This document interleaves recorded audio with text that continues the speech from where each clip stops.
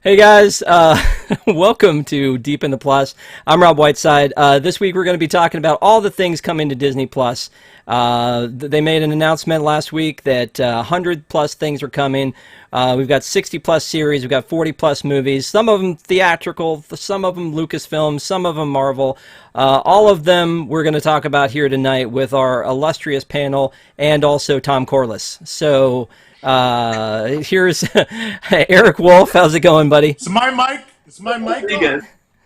And then Katie from WDW's Disneyland News Today. How's it going? Hello, Ron. And then, of course, Mr. Tom Corliss, who apparently has jinxed me forever. And it's, I mean, there have been so many flawless Deep in the Pluses. I don't know what you did, but now it's, you know, it's your show. It's man. every time I come. Yeah, I have a very expensive studio, but I'm doing this from my storage room, which used to be a studio though. So, Yeah. So, you know, this week, again, like I said, it was actually last week, they had the Investor Day 2020, and it's been 13 months since they launched Disney Plus. So I really feel like there was a lot of stuff that was supposed to happen, and because COVID, content has been at a premium across the board, not just on Disney Plus, but on Netflix and in the stores, and obviously theaters have been closed, and it's been tough to get content. But you know, when they originally launched Disney Plus, I was thinking that it was going to be the entire catalog was going to be at our fingertips, and it definitely was not. There were some things that were on that weren't on because of licensing issues and previous agreements. There were some things that weren't on because I think Bob Iger said that they weren't in the right shape. They didn't look good enough to put on there. Although that Walt Disney World, the Mouseketeers Go to Walt Disney World was pretty much a train wreck. So if they could put that on, they could put anything on. And then recently they've restructured the company to be more streaming leaning in a lot of things that they're doing. They're doing a lot of direct-to-consumer products. And so last Thursday when Twitter lit up like a Christmas tree, and of course our own blog, WDWNT.com, had every article about everything that was breaking. I think Jessica's still writing some, actually. Yeah, exactly. I mean, it's a lot. It's a lot. They've announced they're going to have 100 new titles plus every year. They have announced over 100. Like I said, 63 series, 42 films. The whole thing was 3.5 hours. I watched the beginning of it. They talked a lot about like strategy of Hulu and Star and FX and all that kind of stuff. So tonight, really, we're just going to focus on talking about Disney Plus. But one of the things that I want to ask from the beginning is that they just said that Disney Plus is going from $6.99 to $7.99. Tom, is it still a good value at $7.99? Oh yeah, I think we're still a couple dollars away from me not wanting Disney Plus. They're still way underneath Netflix and a lot of the other stuff. I'm still in at that price. I mean, I'm in at the original price because many of us did the Founder Circle thing at D23, but I don't think people are gonna say no at. I know Wolf is upset because we always tease him that he didn't get the Founder Circle. I have a pin. You don't. I think it's no one's gonna bat an eye at that price. They're not at the point at which I think people are gonna be on the fence yet. If $1 makes the difference in you buying a streaming service, or we say that when they up ticket prices at the parks, if $1 is what puts you over the edge, then maybe you should be joining to begin with, right? Yeah. No, that makes sense. You know, one of the other things that strikes me is that they talked a lot at the end, and again, I watched the whole thing. They talked a lot about the end, that in 2024, content is going to cost them $8 billion. I always look at it as, oh, well, you already own Star Wars, so just make more Star Wars. You make more Marvel. Most of that cost is going to come at Marvel and Star Wars. Plus the fact that they, I don't know, spent $71 billion to buy Fox. And they're going to have to make that up somewhere. And then the same thing with, Lucasfilm only cost $4 billion and Marvel cost $4 billion. So those were steals in comparison with all the money that they've made. But, the other thing about Disney Plus right now is that they're really kind of using it in a very different way because of COVID. They're doing the direct access, the premiere access like Mulan. And then they've got movies like Soul that are coming out for free. Wolf, let me ask your opinion on this. What do you think makes the difference between the ones they're going to charge for, like Raya and like Mulan, versus the ones that they're giving out for free, like Soul? I mean, Soul should be a big deal, right? Yeah, honestly, I don't know what the difference should be.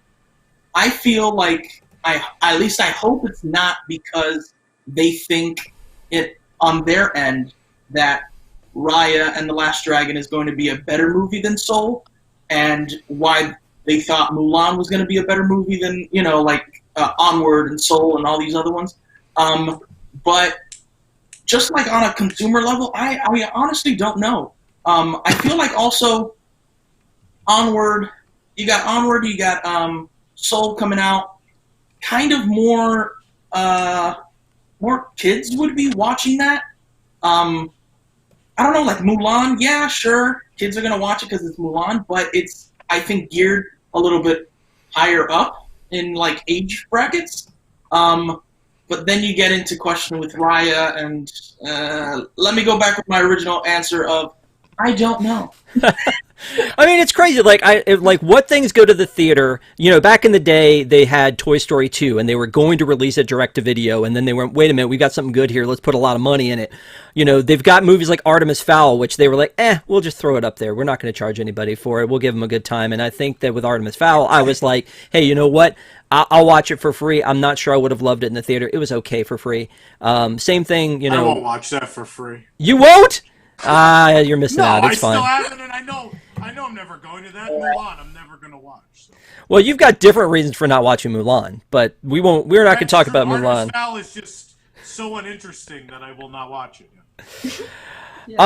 So there, what makes it a movie like that they're going to put in the theater? And actually, there was a shareholder or one of their questions at the end, and a guy asked that question, like, what makes you decide whether you're going to go direct to consumer on this or whether you're going to take it to the theater? And the example he used was Pinocchio. You've got Tom Hanks is going to be, and we'll talk about that later, Geppetto, but what makes you decide to put that on Disney Plus versus putting it in the theater? And so I mean, some of the stuff they put on Disney Plus, like, I wouldn't have expected to see Noelle in the theater. I wouldn't have expected to see Lady and the Tramp in the theater.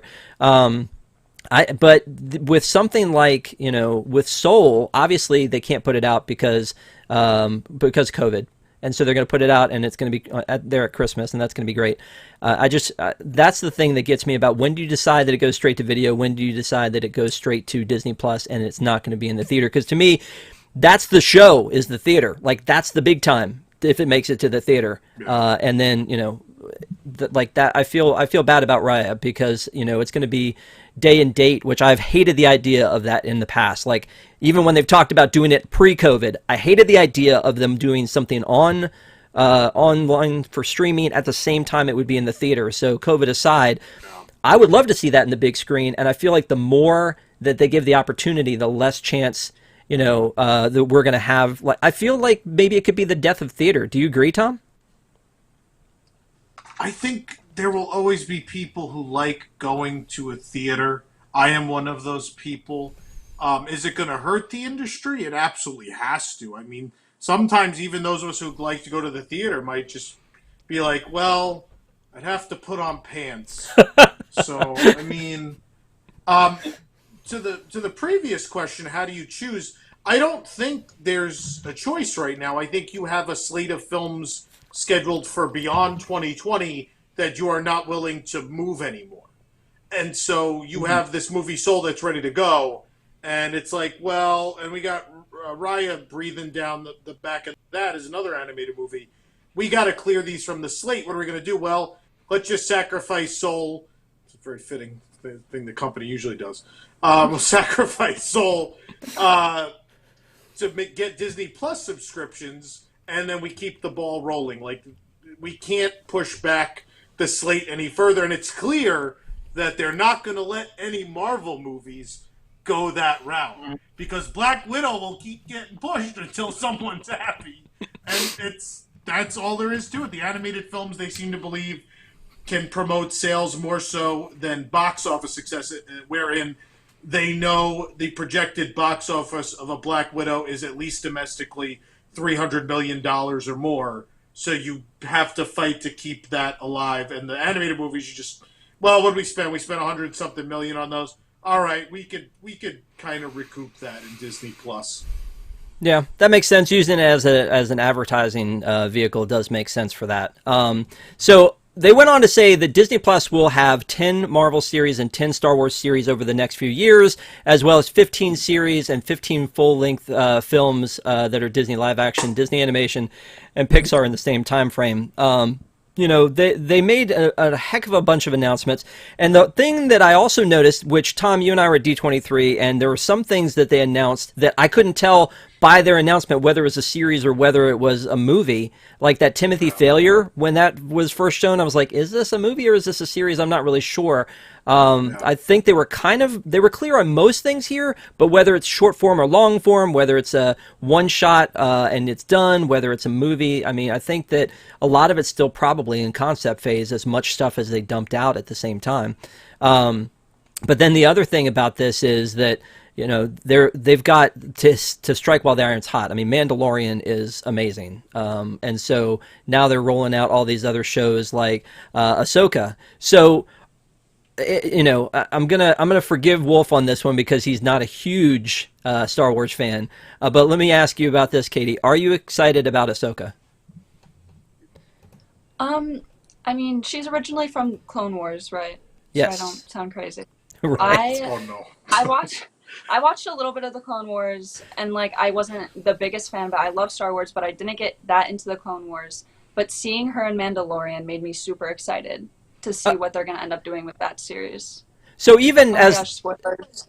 even as a not fan, you were still impressed with the character. Is that what you're saying? Yeah. Okay. When I'm like the first time seeing her on the screen in Mandalorian, I was like, they actually did it. Like that is I have nothing bad to say about what they did with her character in Mandalorian. Tom, how are you feeling about this one? I don't care. You don't care? I watched. Everyone knows my Clone Wars thing. It is. I have the greatest love-hate relationship with that show. Where I'd watch one episode, I'd be like, "Oh, it was amazing." I watch the next one, I'd be furious, furious at them. Her episode on Mandalorian was great. I just don't. I know a lot of people love the character. I understand that, and so it's great. I am not going to deny that the series should exist. I'm clearly just not the audience for it. It's not the one I'm excited for in this whole slate of Star Wars announcement. Okay. So the next one they talked about was Rangers of the New Republic. This seems kind of generic to me. I assume it's going to have something to do with some, you know, like, I don't know what it has to do with it. I mean, they didn't really talk about it too much, but the one thing they did say was that Mandalorian, Ahsoka, and Rangers of the New Republic are all going to be part of kind of a crossover, almost like I see it as like an MCU situation, because she actually said they will culminate in a climactic story event. I mean, that's I'm not what really... Netflix did with the Marvel series, right? No, with the Defenders, that's pretty much what they did. Yeah. Yeah. Which then was the nail in the coffin, and then those shows went away. Yeah. But I mean, it's exciting to me to see this, because when they first talked about doing Disney Plus and live action Star Wars stuff, that I'm like I'm a huge fan, and this was like what I hoped it would be, to have Star Wars all the time, because I know when they did theatrical releases, people got like burnt out on it. It seems like they didn't want to see Han Solo, they didn't want to see they didn't want to see Rogue One. It was almost like they had too much. I think it's helpful when the stuff is good. I think it's helpful. Yeah, no, that's for sure. I mean, everything about Mandalorian is like it was made for the fans, because it was made by a fan. I mean, Dave Filoni is a super fan, and everything that he's doing is amazing so far to me. When we were at D23, they talked about this Cassian Andor show, but I believe they were calling it Cassian at the time. And Alan Tudyk was one of the people they brought out on stage. They're not really seemingly talking about him at this point, but they showed some footage about this new show that they're now calling Andor, which takes place pre-Rogue One. Tom, thoughts on this one? This Don't is care. The worst idea they have. This is the worst. I hate that movie. I hate this character. I don't want to see anyone from Rogue One. I do not care. You're doing great stuff with Mandalorian. Mandalorian spin-offs, great. I don't. I couldn't possibly care less than I do at this moment about this cast. I booed it at Expo, and I'm going to boo it now. 3 thumbs way up. Did you Katie? Did you see Rogue One? Did you like Rogue One? Yeah, no, I did not like Rogue One at all. This was the one, like, out of the Star Wars announcements, I was like, seriously, like, why? Because I really was excited, and I really have been enjoying Mandalorian this season more than the first season, actually. And I'm like so pumped about all this new Star Wars content we're getting, and I just don't want any Rogue One. Like, I don't know, not a good one to be. Okay, all right. So then the next one was ObiWan. Are we excited about ObiWan? Yes. Yeah. Okay. Yes, absolutely. And Of course. and do we care that Hayden Christensen's going to be in the Darth Vader costume? Yes. Okay. I'm just asking the question. Well, all right. We should. You know you won't physically see him, right? Yeah, that's what I'm saying. Like, I mean, But you know, won't.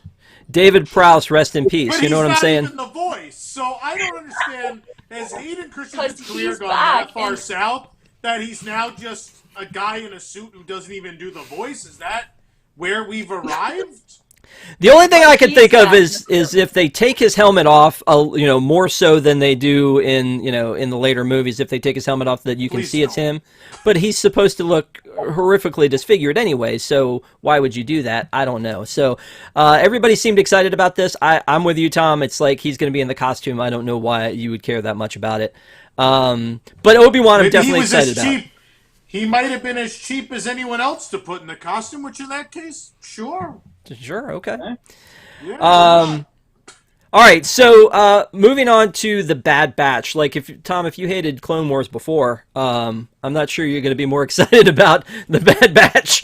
I'm actually excited about this. I think this looks kind of cool. Like this whole thing that there was a Bad Batch of clones and like this like Clone Force 99. I think it could be cool.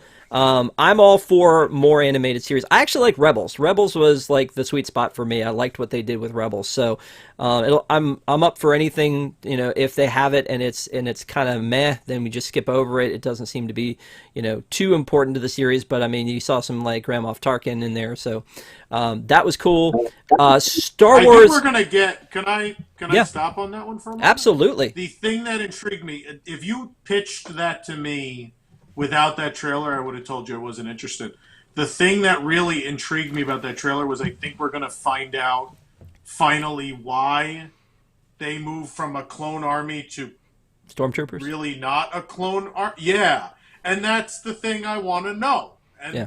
if that's the whole point of that series, I'm on board. Okay.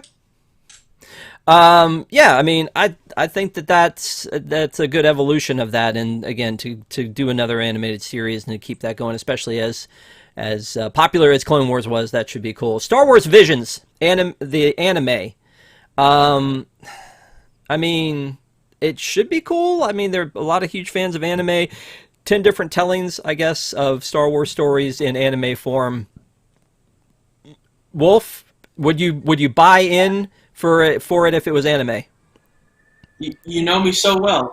I'm actually going to watch this one because as much as I have seen the movies, I would love to see interpretations of these iconic scenes and iconic moments in the Star Wars universe in an anime style, especially because anime is so different. There's so many different variations of anime. I think it'll be interesting to see. Okay, I'm down. Anybody else have strong feelings about this one way or another? The best Star Wars animated thing that's ever been done was the original Clone Wars on Cartoon Network, the shorts. Yeah. And this gives me those vibes, and I'm excited. That was the Samurai Jack ones, right? Yes, those were beautiful shorts, very well done. They were great. Yeah, I'd agree with that one. All right, so then Lando. Here's the thing: do we know that this is Donald Glover? Because Twitter lit up about is this Donald Glover? Is he reprising his role as Lando? I don't think we know. Isn't that weird right? though? Isn't that a weird thing to make that announcement and show pictures of him and not actually say that it's going to be him? Maybe the contract isn't signed yet. Yeah, that was what struck me, because I mean they just said like the universe's like most famous scoundrel, and they didn't really say that, and they show a picture of him, or they show some footage of him, so that was a little bit confusing that they wouldn't have had that locked down. The Acolyte, this seems very Rogue One-ish to go 200 years before the prequels. How are we feeling about that one? Thoughts? We still haven't seen a lot of stuff from that timeline in film. And so someone's got to make that leap, right?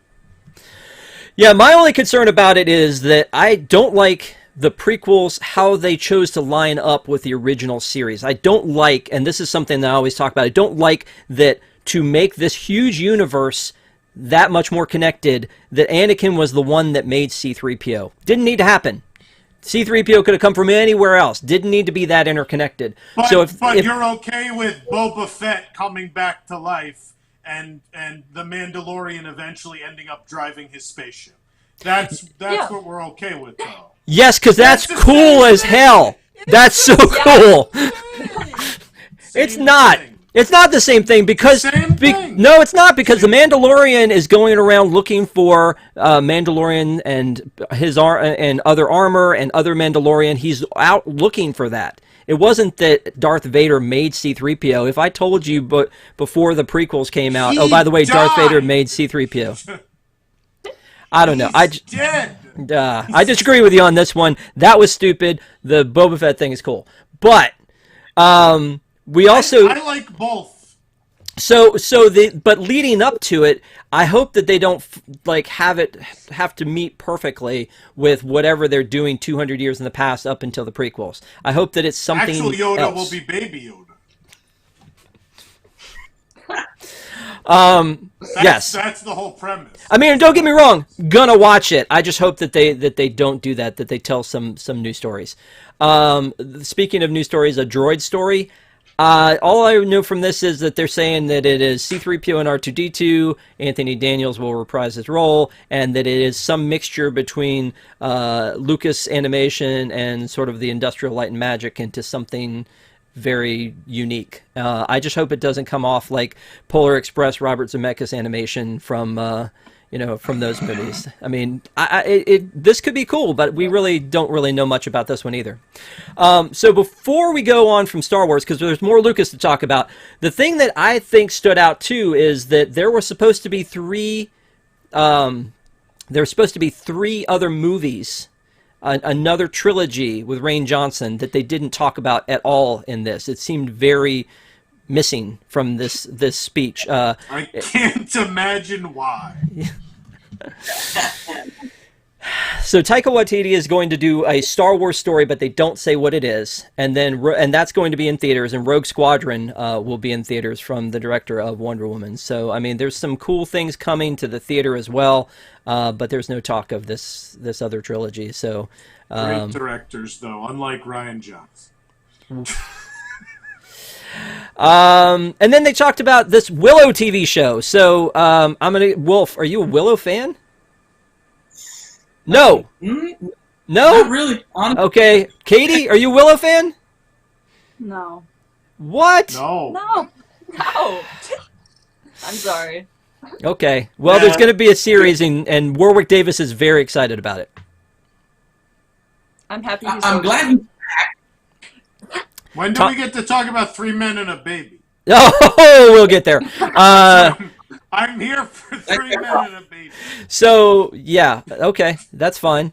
So that was pretty much the end of the Lucas, except for Indiana Jones. Now the Indiana Jones announcement, again, that's just theatrical, not Disney Plus. Although we can agree that everything that is this theatrical will end up at Disney Plus at some time or another. So it is all connected, and we can talk about it on Deep in the Plus. But Indiana Jones says will conclude his journey. So conclude his journey, we can say this is going to be the last Indiana Jones movie. It seems weird to put a cap on this series when it's such a big possible moneymaker for them. Tom, what do you feel about this? I feel like they screwed it up in the fourth one. Everything about Indiana Jones they screwed up in the fourth one. I don't agree with that. I know people hate the fourth one. If you remove the last 30 minutes from the fourth one, it's a fine Indiana Jones movie. Okay. I don't agree with that. I think you have to put a cap on it because he's very old. He's a very old man. He can't do this forever. So do they... At some point... So he's going to do the same thing he did with Han Solo. He wanted Han Solo to die because he didn't want anyone else to ever play that character. He's going to kill Indiana Jones. He wants Indiana Jones to die. Absolutely. It's Harrison Ford. He wants all his characters to die. So let's just kill Indiana Jones. I don't want them to do it. Move on. I guess the way I say they screwed it up is I feel like they could have laid some groundwork for the next generation for his son to become the Indiana Jones, and I think that they didn't really do a great job of that with that movie. I'd rather not know if he's dead or not. I just want to imagine he's off somewhere. I don't want to conclusion for Indy. I don't know. It's weird. He was born in 1900. He's dead, Katie. He is dead. He's studying. He can no longer be alive. He's stuck in Disneyland. They locked him in Adventureland. They won't let him out. Wow. Forever. So they announced one other thing, which was Children of Blood and Bone. I don't know enough about this to talk about it. Anybody here a big fan one way or another? Okay. What is that? That was the other thing they talked about for Lucasfilm. So we'll move on. So that was basically the Lucasfilm presentation. It started with Lucasfilm. They actually started with some stuff for Hulu, like I said, FX. FX, I'm really excited about the Alien TV show, but they started with some other stuff, but we're just going to kind of focus on the stuff that was Disney Plus related. Then they went on to National Geographic, which honestly, I got to say, not my favorite. As it's one of the 5 tiles that you see in Disney Plus, there are some things. I like the Animal Kingdom thing just because I like the parks and I like seeing the Animal Kingdom behind the scenes stuff. The Jeff Goldblum thing was entertaining. So there is some of that stuff, but I actually think they kind of came to play with the stuff that they talked about with this. They talked about the extension of the Genius series, Martin Luther King. I think that's going to be awesome. They talked about Secret of Wales with Sigourney Weaver narrating, but they also talked about A Real Bug's Life and America the Beautiful. Those sound nice. That's what I think. Those sound nice. But the one that actually kind of looks like it could be pretty cool is Limitless with Chris Hemsworth. Katie, we talked a little bit about this before the show. You saw a little bit of this. What are you thinking about this one? Yeah, so it's basically Chris is going to be exploring the human body, which is going to be interesting because we haven't seen something like that from a star come into National Geographic in a while. So I think it's going to... National Geographic seems like such a big thing that they have that isn't utilized as much in the streaming service. So it was good to hear these things, but I think both the Will Smith and Chris Hemsworth features they're working on are going to be really good. And I think there's an audience for it and they can do way more. So seeing that they're actually bringing these stars in and stars that are prevalent, and I don't know, it's going to be cool. I'm really looking forward to these. Cool. And this is kind of like, Walt started with the true life stuff. He loved the nature films. Some of them are okay, but just for me, I'm really more into the story stuff. There can be story in those movies. I'm not as huge a fan. What do you feel, how are you feeling about these movies and the offerings from National Geographic, Tom? Sorry, someone messaged me that we were getting a Salt and Straw, but it's in Miami, and now I'm upset. Huh. What was the... I have my phone only set to go off in case a Salt and Straw is opening nearby. So I wasn't looking at my phone otherwise, I promise. Only Salt and Straw and things related to the electrical water pageant set off my phone. So Arlo says in chat, remember Hopper when we talked about The Bug's Life, and also Drew says National Geographic adds a lot of diversity to Disney Plus, and I don't disagree with that. I do think there's a lot of good stuff in there. I just think there's, for me, I'm jumping into the scripted story stuff first. So my question was, how are you feeling about the National Geographic stuff, Tom, especially knowing like Walt's affinity to having the true life adventures and things like that?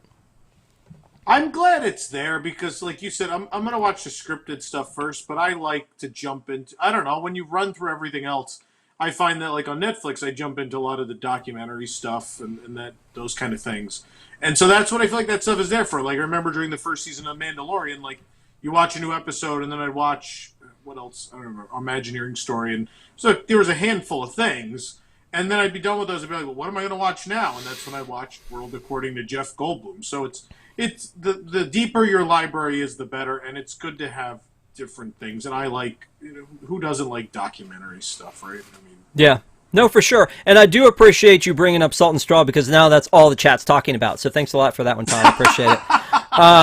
They're going to be talking about that. They're going to start talking about flavors and all that stuff, and we'll just keep moving on. So, so National Geographic, again, they've got some neat stuff. I just, that's not, it's not my go-to when we go to this stuff. So they come out of that and they start talking about Walt Disney Television Studios.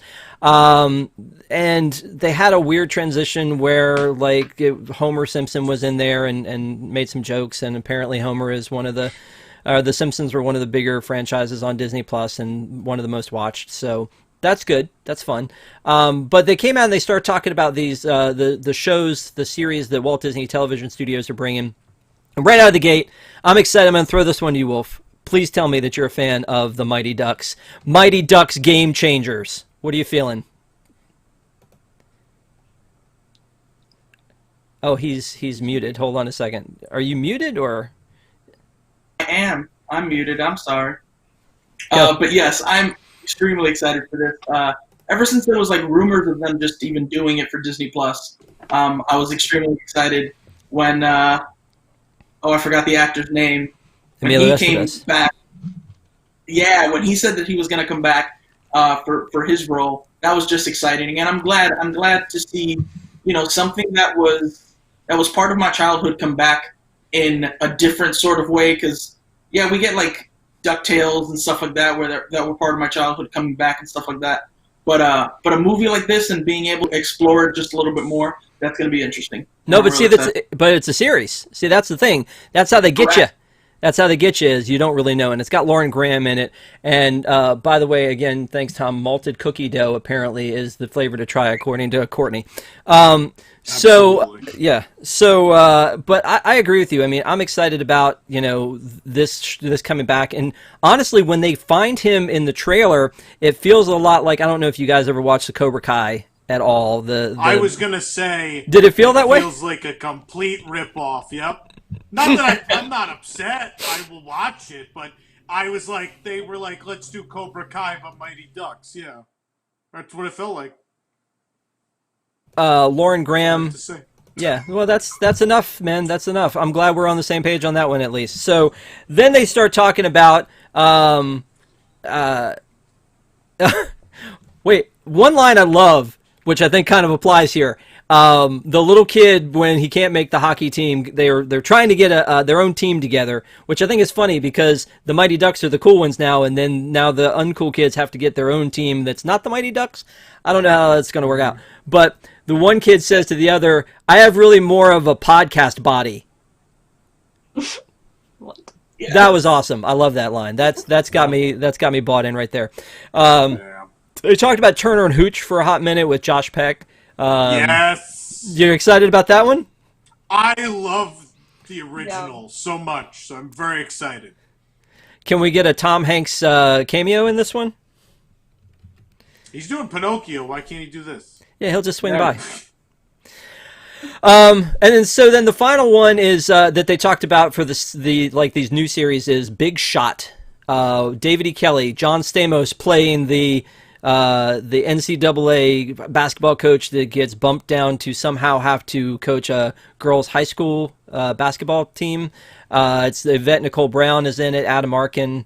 Honestly, it looks pretty good. Disney's actually known for their sports movies, so this could be a good show. Anybody else feeling that?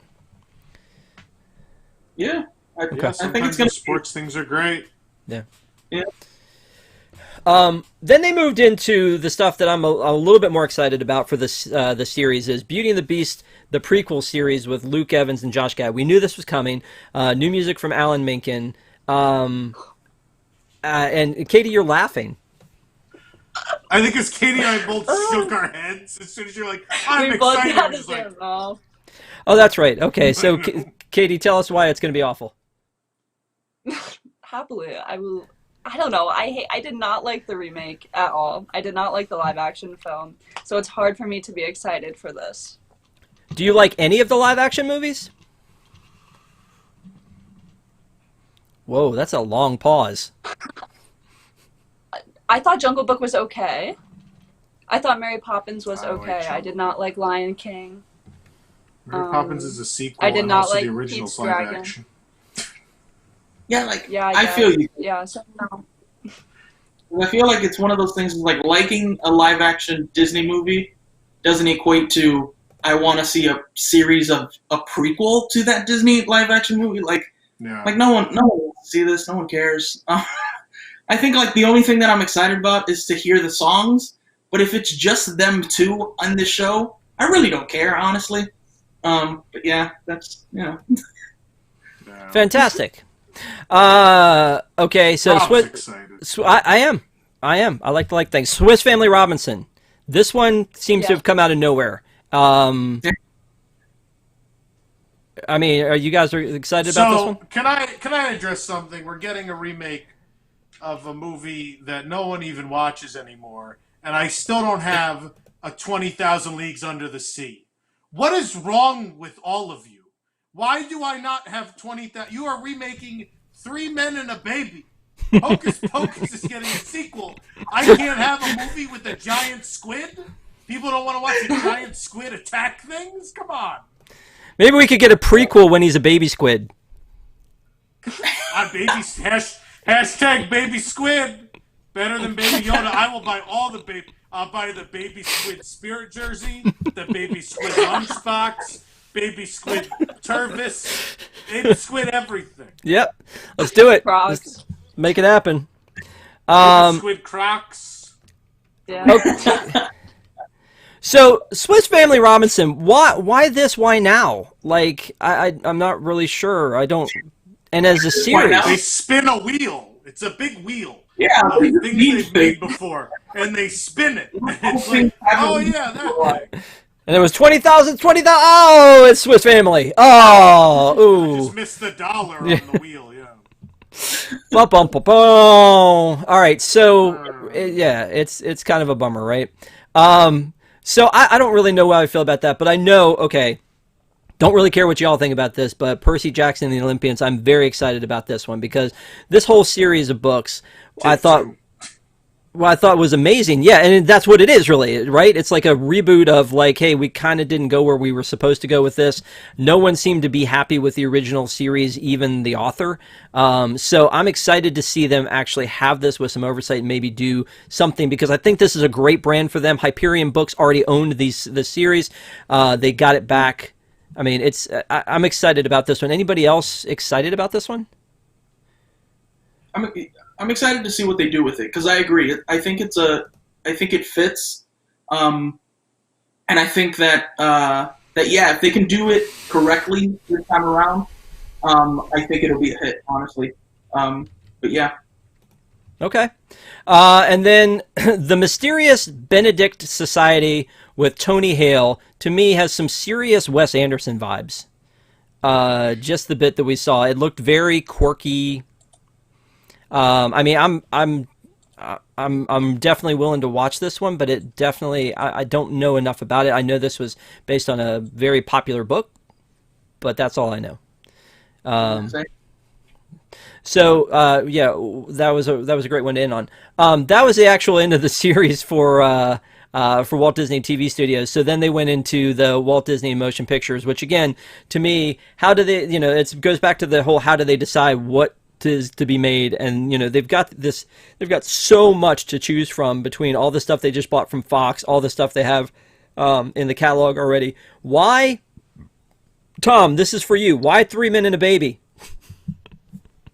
Why not Three Men and a Baby? Because it was a great concept then, and it's a great concept now.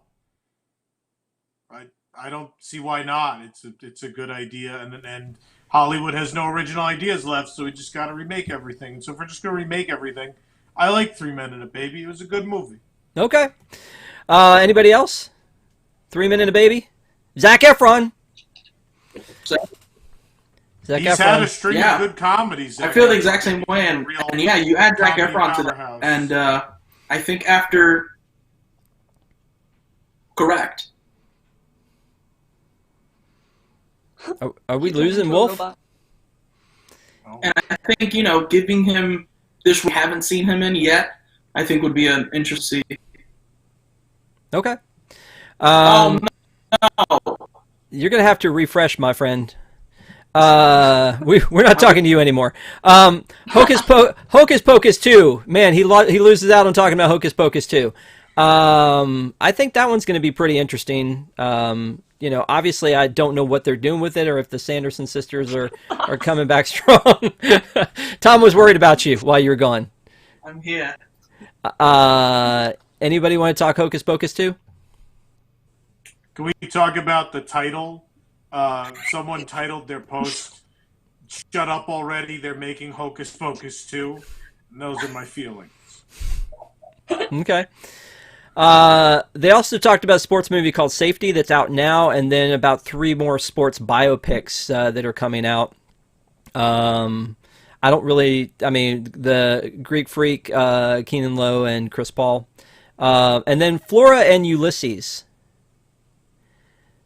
This is one of the only things that looked new and original to me. The superpowered squirrel. Are you guys excited about that? No? I missed this. I did not didn't know even about see this. this announcement. Yeah. Squirrel Girl. Yeah. It's a Squirrel Girl, and they should have just done Squirrel Girl. Yeah, that's not Squirrel Girl, dude. Don't No. you even say that about Squirrel Girl. That's not what this is. The only good famous squirrel is Secret Squirrel, and I will die on that. Okay. Cheaper by the Dozen with Gabrielle Union. This is one that I think that they've been talking about, like 3 Men and a Baby. Cheaper by the Dozen was one that's been in kind of a production idea ever since they started Disney Plus. I look at this and say this could be a theater movie, but we don't really know much about it at this point. Diary of a Wimpy Kid animated. This to me is a good idea because I think that it lost something in translation from the books when they took it to the live action. So I think that way too fast. Yes. For them to try to keep up. Yeah, that's a good point. Yeah. 20th Century Fox. There was not a lot of Fox. You pay $71 billion for this company. Why wouldn't you do more Fox stuff? I don't understand. You And bought a library. You bought a library. You didn't buy the brand. You don't care about the brand. You're not even going to use the brand. Well, they're going to use it for Ice Age. They're making the Adventures of Buck Wild. Put their name on that thing. Yeah. And then so they're doing Ice Age, the Adventures of Buck Wild. I think that they've got too many Ice Ages. That's just my personal opinion. How many are there? There were 5 movies, and then all the little shorts and the Christmas special, and So the same as Toy Story. Yeah. and then they did Night at the Museum animated. I'm intrigued. Yeah, I mean, I love the Night at the Museum movies. I think they're fun. It's family fun. So it'll be interesting to see what they do with this one. And then they talked about theatrical releases. They talked about Jungle Cruise, which we know that's coming. We hope it's coming sometime soon, next summer. Lion King prequel, which I feel like, do they just go to the Lion King 1.5 that was done direct to video and do another one of those? I'd watch that. How do you do that live action? I don't know. I don't want this movie. No one wants this movie. Don't make this movie. But they talked about what a huge success the first one was, and yet I don't know anybody that I've met that says that's my favorite. One in the 90s. The actual No, first not the 94 one. Not the 94 one. The 2019 one. Not the one they bamboozled, dumb people into seeing in a theater, which most of the world is dumb, obviously, because they went to see this again. But, Yep. So I don't know. I've met too many people that said, Lion King, that's my favorite movie. The live action versions. Yeah, somebody in chat said I actually love Lion King 1.5. Yep, let's make it happen. Let's make that be what this is. 1.5 is amazing. Absolutely. And then The Little Mermaid, which again, Little Mermaid we knew was coming. We knew it was going to be Lin-Manuel Miranda. They pretty much have cast this thing for a while now. Yeah. I feel like it sort of watered it down when they did the sing-along thing. I mean, I didn't love that. But like, I'm excited to see this and what it is. Hamilton with fish. Yeah, exactly. The remakes are driving me crazy. I can't take much more. Oh, then how do you feel about Chip 'n Dale Rescue Rangers? I was just gonna say, we haven't talked about a goddamn original idea for the last 49 minutes. I know. The movies, remember when they first started making them, we were like, oh, that's crazy. Like, I wonder what they're going to pick. And now it's like, I wonder what they're not going to make. Because it's just, they're redoing everything. But Rescue Rangers, excited about. I'm excited that John Mulaney is in it. Love John Mulaney. I think that's Andy Samberg. Awesome. And Andy Samberg. I love everyone in it. Everyone in it. Pinocchio. This is a Robert Zemeckis joint. Again, I hope it doesn't end up like the Jim Carrey Christmas Carol. But I mean, Tom Hanks there's time as traveling Geppetto. involved. Yes, that's the only Robert Zemeckis kind of movies you like, right? Yes, that's correct. Any other Robert Zemeckis? Cartoon Rabbits and time travel. Those are the only good Robert Zemeckis movies. Yep. So then they did Peter Pan and Wendy. Jude Law as Captain Hook. Nobody? Anybody? This feels like it's been done. It's kind of like Snow White. I feel like there's so many versions of Snow White that if Disney finally said we're doing our version, I wouldn't care because there's too many of them. They would say Jude Law as being Captain Hook, and then the girl from Blackish is going to be Tinkerbell, because no one knows who the heck Peter Pan and Wendy are. But yeah, the casting choices of Peter Pan and Wendy is the reason why I don't really care. Okay, that's fair. Disenchanted with Amy Adams. I always kind of, I feel like this story was fine the way it was, ended the way it was. It makes me sad when they go back and they mess things up. And Eric, you and I talked about this a little bit with like the Santa Claus. Like, you know, he has this happy ending and they have to go back and wreck everything so that then he can like come back and do it again. Charlie's on the bad list. All this other stuff happens.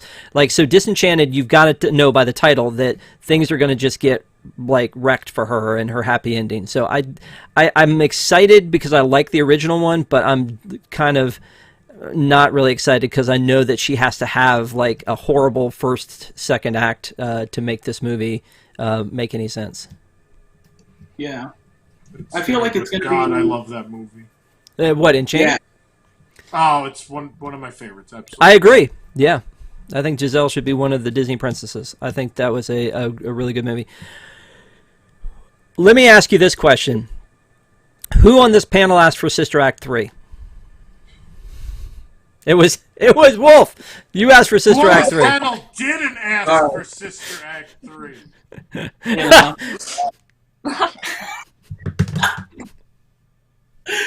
I'm good. I like Sister Act. I'm good. I'm good with 1 and 2. Leave it where it was. Yeah. Sister Act. What is she gonna save now? She saved the church. She saved the school. What is she gonna save? Yeah. I just want to pretend it's 1989 and MGM is still MGM, and that's what all these movies allow me to do. 3 Men and a Baby, Turner and Hooch, Sister Act. I need some splash in here.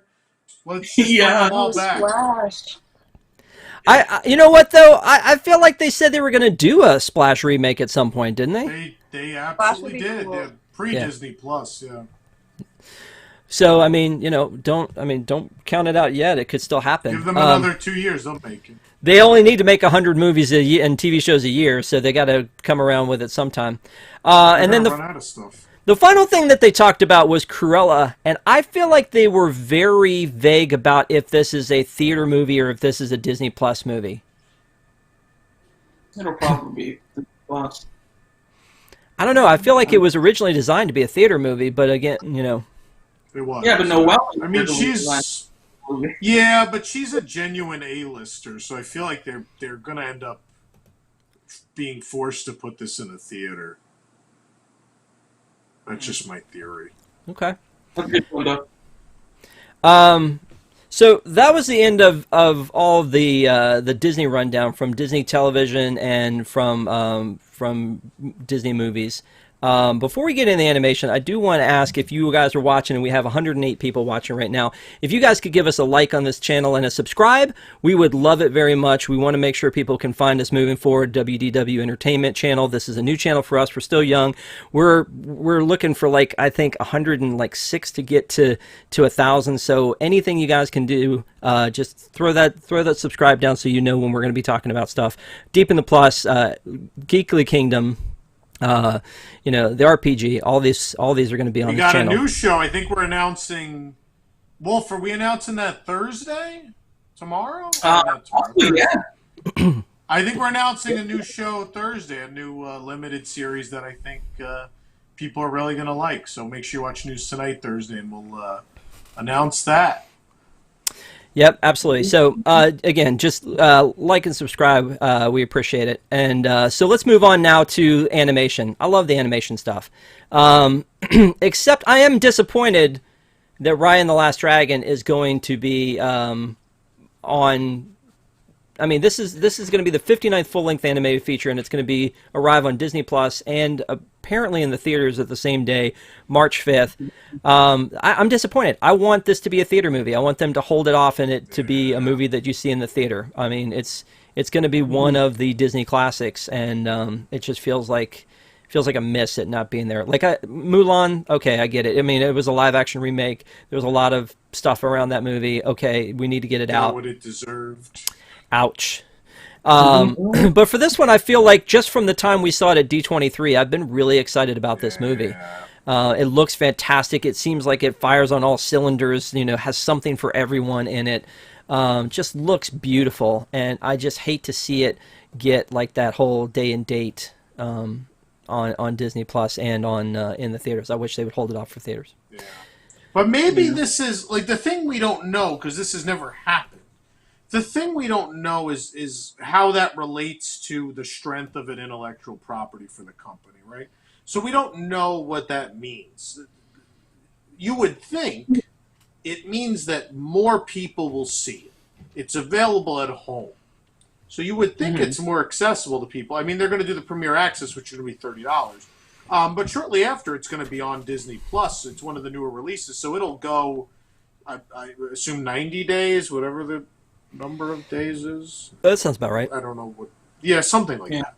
And so a lot of eyes will be on it. So with that metric changing, will you judge the strength of an IP based on its performance in merchandise sales and how many views it gets on the streaming service, as opposed to those box office numbers, which you would historically do when you decide this is something that's going to get a spin-off animated series, this is something we're going to do something with in the parks, so on and so forth. We don't know what their metric is. We don't know how they decide those things anymore. So that's really the question. But it is a shame because, as you know, I hate everything.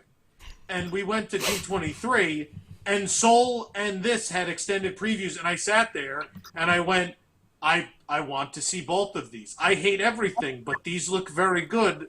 Please give me these. Yeah, and so I'm bummed that there'll be home releases and won't be that excitement of going to the theater and sitting there and watching the previews. And everyone's excited and sharing in that the shared experience of going to the theater and everyone seeing a movie for the first time. Because you never forget, especially Disney animation. Do you ever really forget the first time you see those in theaters? I remember vividly sitting in Frozen and Zootopia and Lion King and all of those the first time, and just at the end of the movie, like the whole audience just being like, "Oh my God, that was amazing!" And those are very special memories that you don't get watching a movie on your sofa. That's a great point. Like, when have you ever sat there and went, "Hey, remember when that time when we saw Artemis Fowl?" No, I just feel like you didn't see Artemis Fowl, yeah. Yeah, I agree with you. There is something special about that, especially when you go see it and it's a packed house. And I know that sounds very scary in COVID, but it's a packed house and everybody applauds at the end, and you have that shared experience. That's when I saw Frozen, and I really connected to that movie because of that. Like, I saw it with the whole family and my sister's family, and we saw that. I mean, it was, and the music and like the surround. It just, it just has those Disney moments, and it's hard to feel those same things when you're at home, no matter how big the screen is. So I'm a little bit sad about this one. Like I said, not coming directly to the theater first only. So then it does jeopardize our Everest overlay with Raya and the Last Dragon, so it's very sad. Could you put a dragon up there instead of the Yeti, and it would be a little easier Rob, I don't know if you know the magic of Walt Disney Imagineering, but you can project on anything. When everything's a projection, you can do anything anyway. True. It's the most amazing thing. Just gotta open your imagination. Now I'm just sad again. Thanks a lot. So speaking of sad, they went into TV series out of this. So the first thing to talk about is Baymax the series. I love Big Hero 6. I loved that movie. I could not get into the animated series that they had after it. Are any of you guys fans of that one? I mean, I loved the movie. I really did. I thought it was a great film. I had fun with it. I thought that the music was cool, the story was cool, but I just felt like that series just wasn't great. So it seems like they thought that too, if they're rebooting it as Baymax the series. And that's coming in 2022. Zootopia Plus. I love Zootopia, but I feel like this is weird. Like these short vignettes, like the Real Mousewives thing. I don't know. Anybody excited about this one? Why are you making faces, Tom? Yeah. I mean, Zootopia is my bae, and I think they've done these with a lot of the shows. They've done these shorter things. I like them. But it feels like, Katie was going to say something. Yeah, Katie, what's up? Okay, I sound like such a hater tonight. I really like a lot of things, but Zootopia is like one of the newer films that I do not like. I really do not like Zootopia. I know. Okay, all right. Let's cut to Wolf and get his thoughts. No, I'm just kidding. No, Yeah. Go ahead, Katie.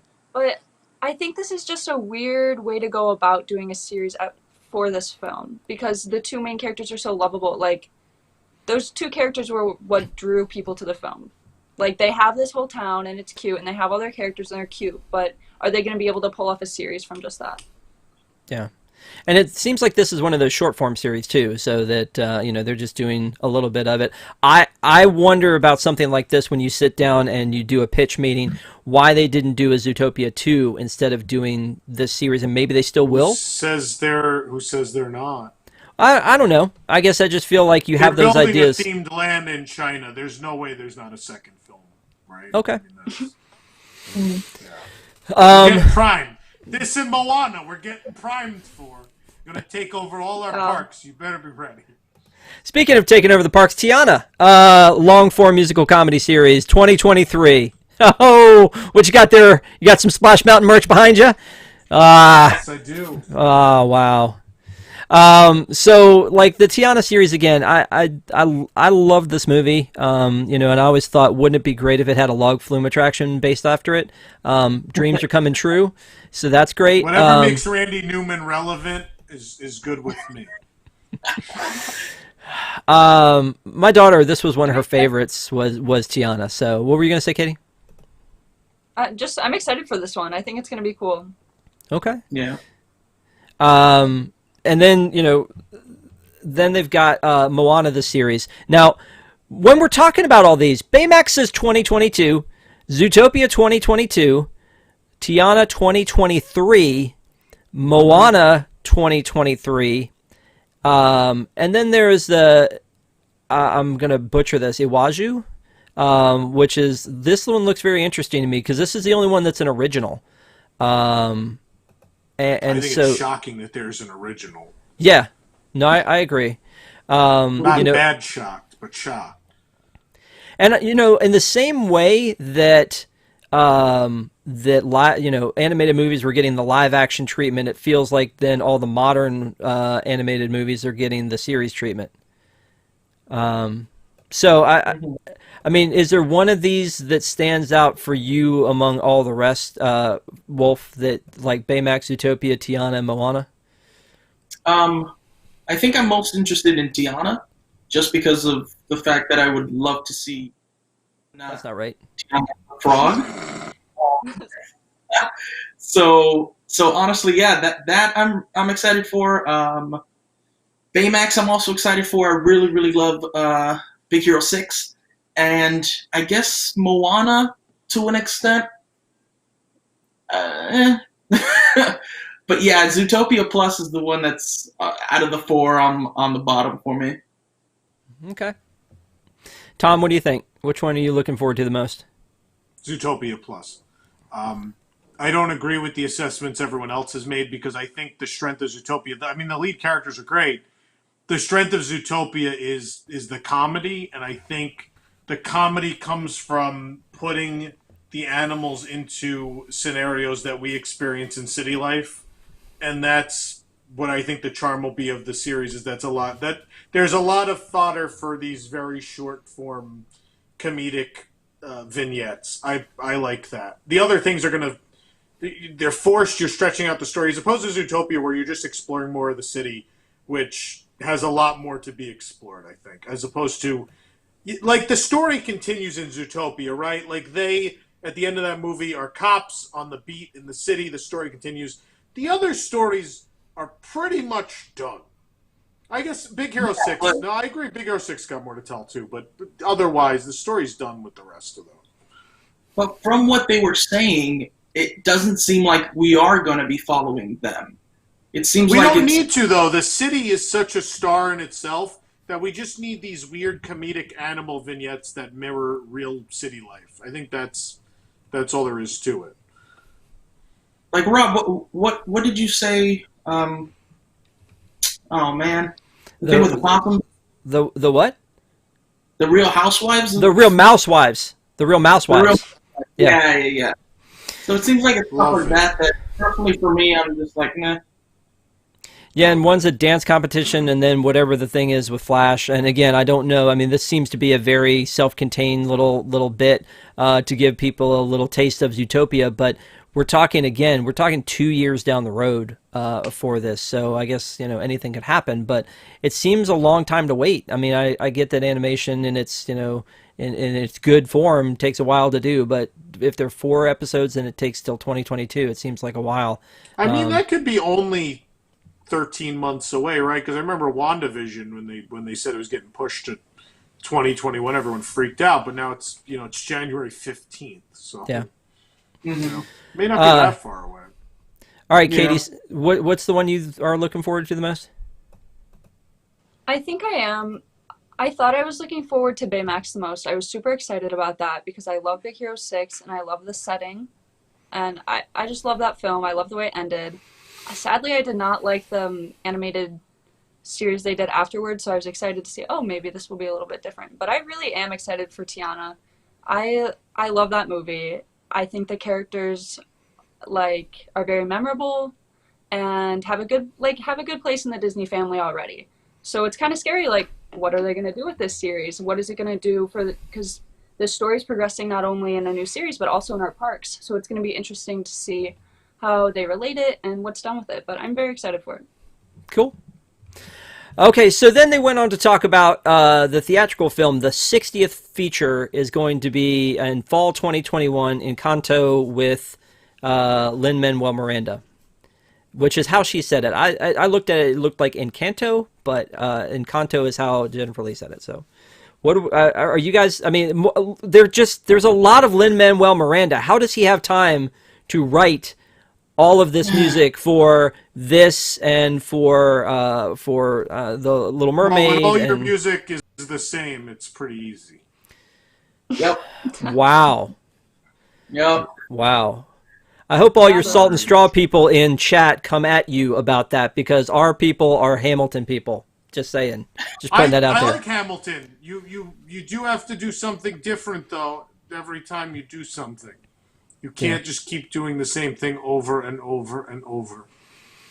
All caps, how dare you, Tom? Thank you, Arlo. Appreciate that. All right, so that was really the end of animation for Disney animation, and then they move into Pixar. So, All right, just blow up Wolf for now. we'll just go Wolf the whole time. Again, let me start with Soul. So, like you said, Tom, when we were at D23 and we saw this, I was like, this is new and different and exciting, and the animation looks great, and it looks like it literally has a lot of soul. Well, so was The Good Dinosaur. Feels like Pixar. Yeah, but this feels like Pixar, right? Yeah, it does.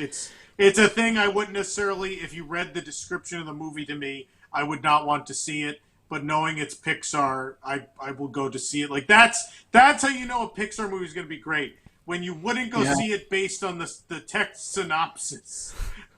Old man flies in house. No, that sounds stupid. Best movie you've ever seen in your life. Like, what? Come on. A rat can cook. Rat chef. Cars talk. Fish lose fish. Yes. So again, back to this whole thing. I think this looks amazing, and I can buy into your theory, Tom, that this is a way to promote Disney Plus around the holiday when people are getting new devices and they want to, they want to get the people on the stream. It just feels like it should have been a premiere access because it seems like it's that big a deal. Onward had a very short theater life and went straight to Disney Plus. But I mean, this one feels like it should be up there with the big ones. I don't know. Yeah.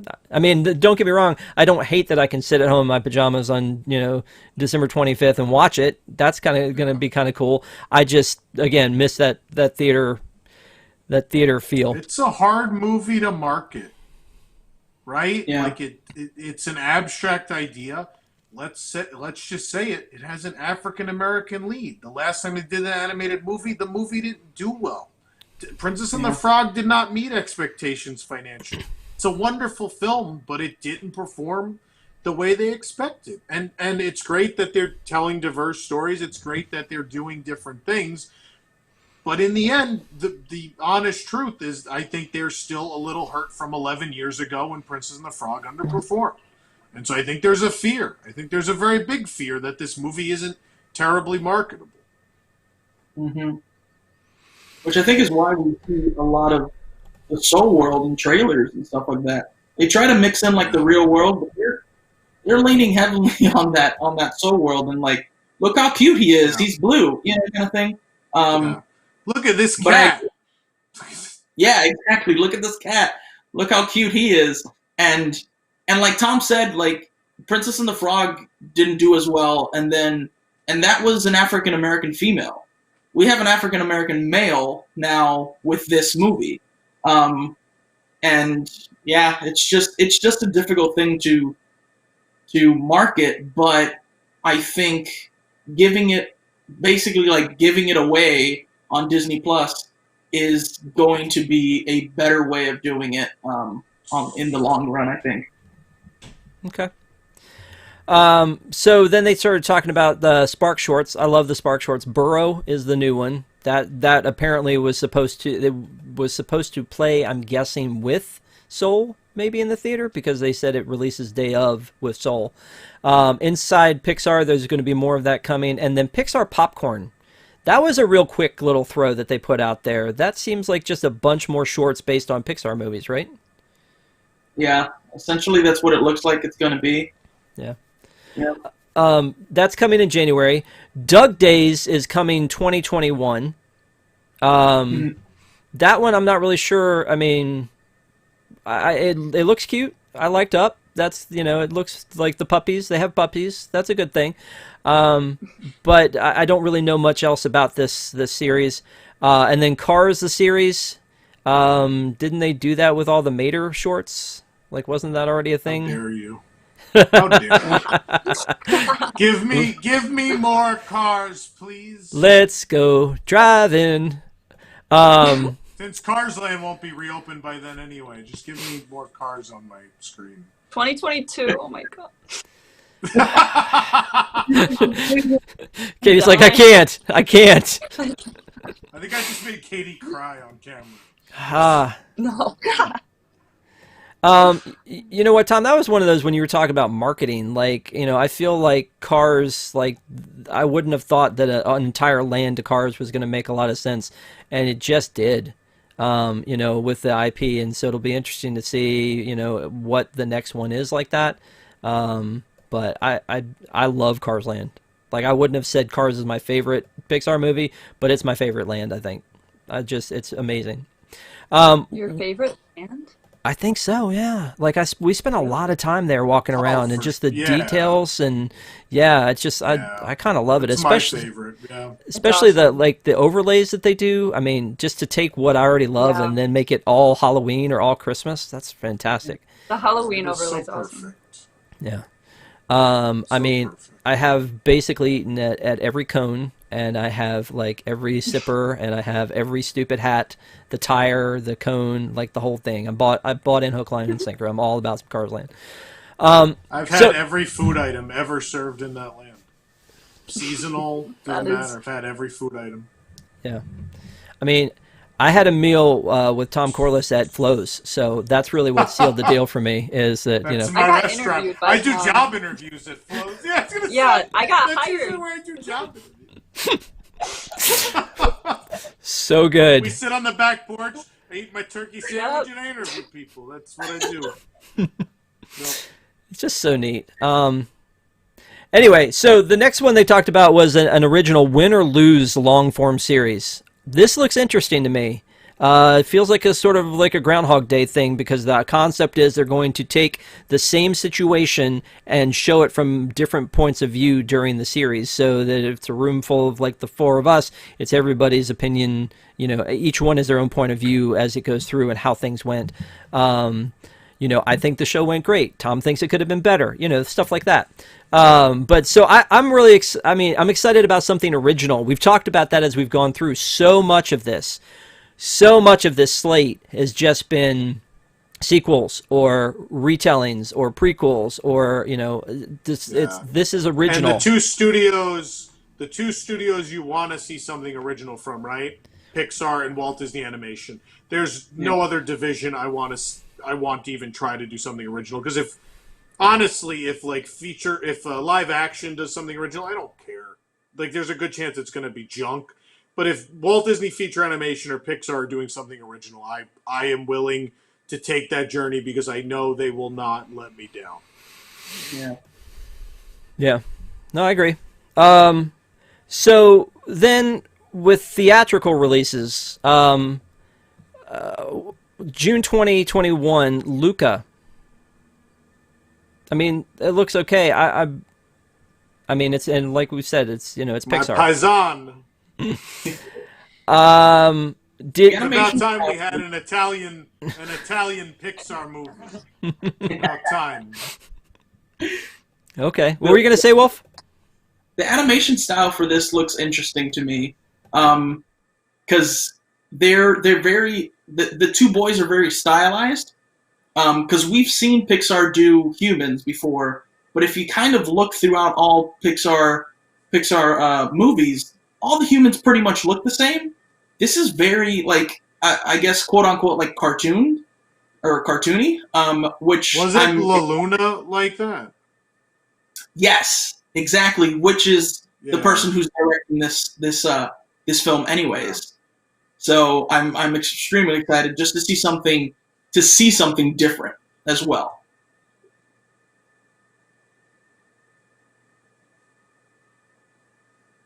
That's all I have to say. Oh, he wanted to pull it up. Yeah. Yeah, they're different. Yeah, they're different. So I mean, this looks. I'll go see this. This looks good. Turning Red is the one that I think is really. Oh, Tom, tell us all about Turning Red. I don't think I can say the things I want to say about this, so I'm not going to. But I will just say that I think this is the most Pixar premise of all time, and I am beyond excited. Okay. That's it. The I most don't want to Pixar say what I premise. think this movie's. I think I know what the movie's actually about, but I don't want to say it because people say I'm sexist, so I'm not going to say it. I'm just going to sit here and drink my frog sipper, and that's it. Anybody else want to talk about this one? Nope. Obviously. Okay.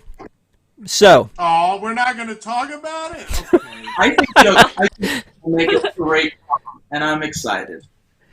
I think, okay, so the movie's called Turning Red, right? And it's about a girl in her early teens. And when boys and life get to be too much, she turned into a big red panda.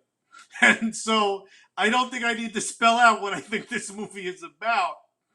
But this is the greatest thing I've ever seen this company do. I think it's going to be the funniest Pixar movie of all time. I think they're going to address it in such a thoughtful way that's going to speak to people who have gone through this in their lives. I think it's going to be amazing. When you say gone through this in their lives, Tom, what do you think it's about? It's about going red. It's turning red. It's about... I don't know. I'm going to leave now. Are you there, God? It's me, Margaret. So there's that one. All right. Yeah. So, the big deal, the big one, the big reveal. Buzz Lightyear. Wolf, take it away. I'm just so excited. I love the fact that we have Woody's Roundup, so I love that. And then this is just gonna be like Lightyear is about the real person who inspired the toy, which I just think is a just like a extremely great premise and something to give us something Toy Story without giving us another Toy Story. And oh my gosh, all I gotta say is I hope that before Lightyear we get a Woody's Roundup episode for a short. That's all I want. I think that would be so cool. And Chris Evans is doing the voice. I know a lot of people are like, "Oh, you're doing oh my gosh, my mind is blanking." Buzz Lightyear of Star Command? What's his name? Tim Allen. Tim Allen, yes. Thank you. People are like, "Oh, you're doing Tim Allen wrong," and it's like, no, Tim Allen's the voice of the toy. Like, Tim Allen cannot be the voice of the actual person. But I'm so excited for this. And just to see what they do and where we go, I'm beyond excited. I'm already saving money for all the merch that I'm gonna have to buy for that. Beyond excited, you mean excited and beyond? And beyond. It was right there. It was right there, and you didn't take it. You know what's funny is that the night that all of this announcement were happening, and Tom and Jessica were having small coronaries trying to get all of this information out as quickly as possible. We were doing with my company the iHeartRadio Jingle Ball, and we could not trend to save our lives because everything was about either Thursday Night Football or this. It was all this stuff. But one of the things that was trending was Tim Allen. Because I think everybody was like, hashtag not my Buzz Lightyear, you know? But I just don't get it. I don't understand what the confusion is. No, I agree. I think that this is the right move. I think that this makes a lot of sense. And, you know, when you look at Buzz Lightyear, and we've, you know, Wolf, we just talked about this again on the Santa Claus, about Tim Allen and the fact that he voices everything that is Buzz Lightyear. You know, Jim Hanks jumps in and does the stuff for Tom at the parks and for the toys and the Disney on Ice and all that stuff. But Tim Allen does it all. I mean, for Buzz Lightyear, he is Buzz Lightyear. So I think that, like, making him the toy and then, you know, making this the, you know, like you said, like the real guy. Do you think this movie ends in him donning the actual, like, Space Ranger costume? No. I hope it ends, honestly, with him probably, like, dying or something. What? And then, because whatever sacrifice that he does is the reason why he becomes such an iconic, you know, hero and such a great person. Can we establish something? This movie is meant to be the fictional movie that inspired the toy, right? It's not a real. It's not supposed Right. to be a real person. Right. No, if I'm Is not that mistaken, right? it's supposed to be the real person that inspired. So essentially, it's the real person that Yeah. inspired. Buzz Aldrin. Inspired the toy. That inspired like the toy, and possibly a movie. But that movie is Buzz Lightyear, the toy that we know. But this is the actual person. But then it's not going to have any like fantastical things. So then I won't get to see like real Emperor Zurg, which is the I whole don't reason I think want so. this movie. Like it's That'll probably be- not Star Wars. Buzz Lightyear, Space Star Command. It's not that. From what they said and from what I'm understanding from people that I have been talking to, is that it's based on the real person that inspired. Because if you listen to the toy trailer in the first Toy Story in Sid's house, it's like, oh, the hero is now the figure. So it's based on that hero. I like this less now. You know what? The first thing I thought of when I saw this was that the Buzz Lightyear Star Command, like that old, that old cartoon. I figured that, but more serious. you know? Right. That's what I thought too. Is it almost Like like a Star Wars Buzz Lightyear movie. yeah, just like self-contained and having nothing to do with Toy Story. Yeah. Well, great, Wolf. Thanks a lot. You've bummed us all out. How do you feel now? But the good thing is they could overlay all the bad Tomorrowland Buzz Lightyear rides, and now they'd make sense because it would be about real space, and then it suddenly fits in Tomorrowland. True. Okay. There's that. And then he goes on the grid and he wears some neon blue and no, that's not this one. So then, because they ended this with the voice being of Chris Evans, Pete Docter does a bit where he's like, oh, I hope Kevin Feige doesn't find out that I stole Chris Evans. And then you hear the Marvel music and we pan on over, to the Marvel universe. So let me ask you before we move on to that, though, and especially because I'm, Wolf, you're the Pixar guy. Out of all these announcements, is Lightyear the biggest one for you, or? For me, yes. I don't think it's for everyone. For me, it is. I think a lot of people are going to probably enjoy. Like Turning Red is probably going to be a big one for a lot of people. Tom, yeah, it's Tom's favorite. That's my movie. That's it. That's No, what you- I walk away from all of this. You already said Luca was your movie because those were your paisanos. But they don't turn into red pandas, though. Okay. Well, I mean, again, they had a lot of stuff that they talked about, and Pixar always does, and I feel like that Turning Red to me was the weird one out of all this. Luca seems like a nice little film. The Win or Lose long form series, I'm excited about that one.